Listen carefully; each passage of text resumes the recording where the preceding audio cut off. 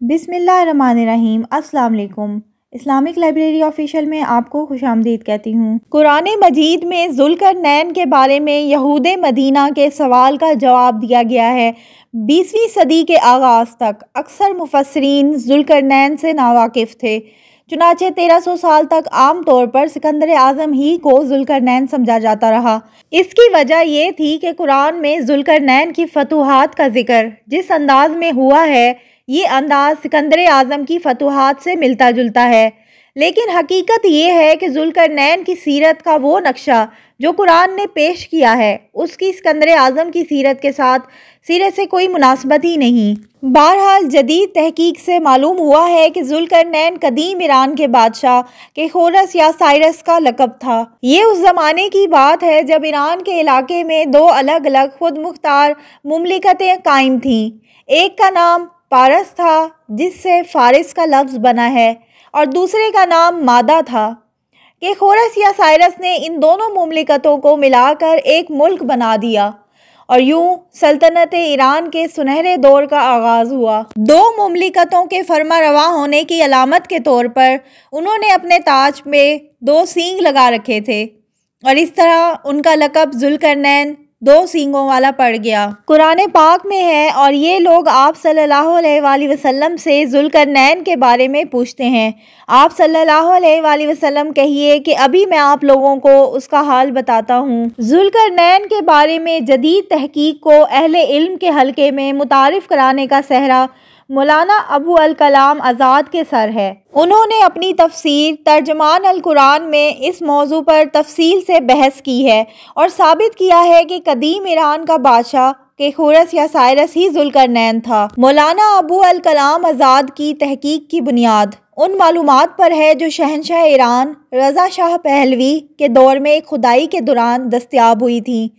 اس کھدائی کے دوران اس عظیم فاتح بادشاہ کا ایک مجسمہ بھی دریافت ہوا تھا اور مقبرہ بھی۔ اس کھدائی سے ملنے والی معلومات کی بنیاد پر رضا شاہ پہلوی نے اس کی 2500 سالہ برسی منانے کا خصوصی اہتمام کیا تھا۔ دریافت شدہ مجسمے کے سر پر جو تاج تھا اس میں دو سینگ بھی موجود تھے، جس سے یہ ثابت ہو گیا کہ ایران کا یہی بادشاہ کیخورس یا سائرس تھا جو تاریخ میں ذوالقرنین کے لقب سے مشہور ہوا۔ اب سوال یہ پیدا ہوتا ہے کہ یہودیوں نے خصوصی طور پر یہ سوال کیوں پوچھا تھا، اور ذوالقرنین کی شخصیت میں ان کی اس دلچسپی کا سبب کیا تھا؟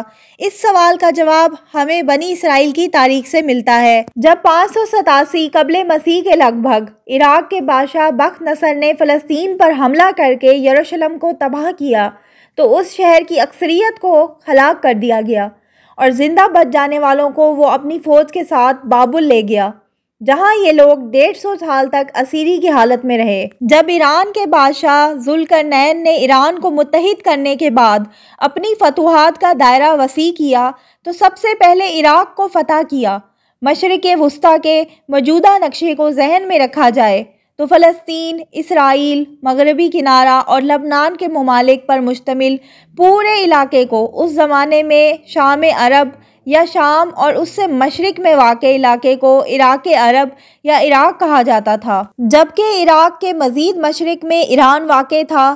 عراق پر قبضہ کرنے کے بعد ذوالقرنین نے بابل میں اسیر یہودیوں کو آزاد کر دیا اور انہیں اجازت دے دی کہ وہ اپنے ملک واپس جا کر اپنا تباہ شدہ شہر یروشلم دوبارہ آباد کر لیں۔ چنانچہ حضرت عزیر علیہ السلام کی قیادت میں یہودیوں کا قافلہ بابل سے واپس یروشلم آیا۔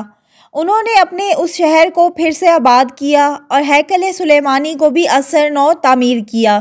اس پس منظر میں یہودی ذوالقرنین کو اپنا محسن سمجھتے ہیں، اور اسی سبب سے ان کے بارے میں انہوں نے حضور صلی اللہ علیہ وآلہ وسلم سے یہ سوال پوچھا تھا۔ ذوالقرنین کی فتوحات کے سلسلے میں 3 مہمات کا ذکر تاریخ میں بھی ملتا ہے۔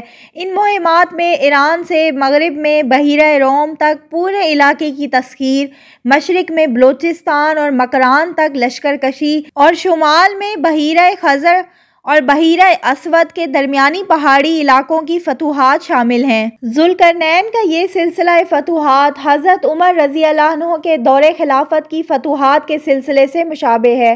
حضرت عمر رضی اللہ عنہ کے دور میں بھی جزیرہ نماء عرب سے مختلف سمتوں میں 3 لشکروں نے پیش قدمی کی تھی۔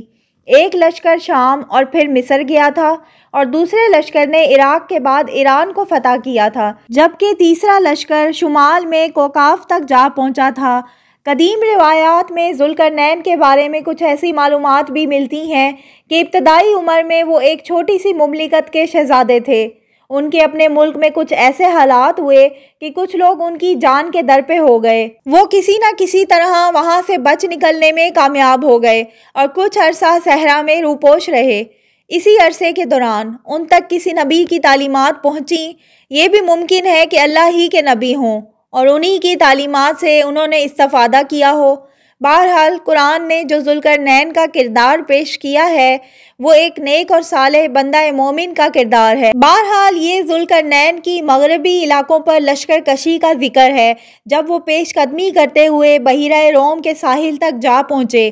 چونکہ اس زمانے میں ان لوگوں کو پوری دنیا کا نقشہ معلوم نہیں تھا، اس لیے وہ یہی سمجھ رہے ہوں گے کہ ہم اس سمت میں دنیا یا زمین کی آخری سرحدوں تک پہنچ گئے ہیں اور اس سے آگے بس سمندر ہی سمندر ہے۔ وہاں ساحل پر کھڑے ہو کر انہیں سورج بظاہر سمندر میں غروب ہوتا ہوا نظر آیا۔ اس طرح وہ اس جگہ کو مغرب الشمس سمجھے اور اس نے اسے غروب ہوتے ہوئے پایا ایک گدلے چشمے میں، اور اس نے پایا وہاں ایک قوم کو، یعنی اس علاقے کو جب انہوں نے فتح کر لیا تو وہاں بسنے والی قوم ان کی رعایا بن گئی۔ ہم نے کہا اے ذوالقرنین، تم چاہو تو انہیں سزا دو اور چاہو تو ان کے بارے میں حسن سلوک کا معاملہ کرو، یعنی آپ نے اس علاقے کو بزور بازو فتح کیا ہے، اب یہاں کے باشندے آپ کے رحم و کرم پر ہیں، آپ کو ان پر مکمل اختیار ہے، آپ چاہیں تو ان پر سختی کریں، آپ چاہیں تو ان کے درمیان حسن سلوک کی روایت قائم کریں۔ اس مہم کے سلسلے میں تاریخی طور پر مکران کے علاقے تک ذوالقرنین کی پیش قدمی ثابت ہے۔ ممکن ہے ساحل مکران پر کھڑے ہو کر بھی انہوں نے یہی محسوس کیا ہو کہ وہ اس سمت میں بھی زمین کی آخری حد تک پہنچ گئے ہیں۔ اس زمانے میں یہ علاقہ گیڈروسیا کہلاتا تھا۔ یہاں ایسے وحشی قبائل آباد تھے جو زمین پر صرف دیواریں کھڑی کر کے اپنے گھر بناتے تھے، اور اس زمانے تک ان کے تمدن میں گھروں پر چھتیں ڈالنے کا کوئی تصور موجود نہیں تھا۔ پھر یہاں بھی ویسا ہی معاملہ ہوا جیسا کہ پہلی مہم کے سلسلے میں ہوا تھا کہ اللہ تعالیٰ نے انہیں مکمل فتح عطا فرمائی اور علاقے میں آباد قبائل کے معاملات میں نرمی یا سختی کرنے کا پورا اختیار دیا۔ یہاں بھی ذوالقرنین نے ظالم اور شریر لوگوں کے ساتھ سختی، جبکہ نیک اور شریف لوگوں کے ساتھ نرمی کا رویہ اختیار کرنے کا عزم کا اظہار کیا۔ آیت نمبر 93 میں ہے، یہاں تک کہ جب وہ دو دیواروں کے درمیان پہنچا۔ صد دیوار کو کہتے ہیں۔ دو دیواروں سے مراد یہاں دو پہاڑی سلسلے ہیں۔ داہنی طرف مشرق میں بحیرہ کیسپیئن تھا اور دوسری طرف بحیرہ اسود۔ ان دونوں سمندروں کے ساحلوں کے ساتھ ساتھ دو پہاڑی سلسلے متوازی چلتے ہیں، اور ان پہاڑی سلسلوں کی درمیانی گزرگاہ سے شمالی علاقوں کے وحشی قبائل یاجوج ماجوج اس علاقے پر حملہ آور ہوتے ہیں۔ آیت نمبر 94 میں ہے، انہوں نے کہا اے ذوالقرنین، یاجوج اور ماجوج زمین میں بہت فساد مچانے والے لوگ ہیں، تو کیا ہم آپ کو کچھ خراج ادا کریں کہ اس کے عوض آپ ہمارے اور ان کے درمیان ایک دیوار بنا دیں، یعنی آپ ان پہاڑوں کے درمیان واقع اس واحد قدرتی گزرگاہ کو بند کر دیں تاکہ یاجوج اور ماجوج ہم پر حملہ آور نہ ہو سکیں۔ یہ تھی میری آج کی ویڈیو۔ اگر آپ کو میری ویڈیو اچھی لگتی ہے تو میرے چینل کو سبسکرائب کریں، میری ویڈیوز کو لائک کریں اور شیئر کریں۔ اللہ حافظ۔